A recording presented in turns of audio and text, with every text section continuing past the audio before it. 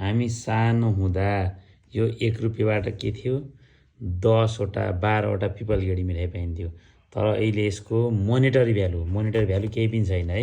यसको monetary value केही पनि छैन।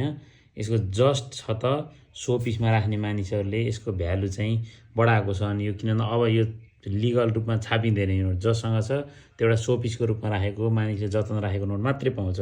यसको पछाडिपट्टि यो के छ आमा दमलम हिमाल छ भने चाहिँ मानिसहरूले अहिले यो हिमाल चङ्खेली हो कि आमा दबलम हो कि भनेर चाहिँ कन्फ्युज छन्। तर चाहिँ यसमा कन्फ्युज हुनु पर्ने छैन। यो हिमालको सेप हेर्दा चङ्खेली हिमाल जस्तो लाग्दैन। म त्यो क्षेत्रमा गएको छु, रारातिर जाँदा यस्तो सेप चाहिँ देखिँदैन है। त्यसैले यो नोट चाहिँ हाम्रो किङ वीरेन्द्र राजाको पालामा निस्किएको नोट हो। यो चाहिँ आर्मीको ड्रेसमा हुनुहुन्छ भने यो चाहिँ यो नोटमा चाहिँ के छ सिरपेन्चमा हुनुहुन्छ। मसँग चाहिँ यो नोट कलेक्सन गरेर राखेको छु। मलाई एकदमै राम्रो लाग्यो। मैले धेरै वर्ष पहिलादेखि राखेको नयाँ फ्रेस छ है त।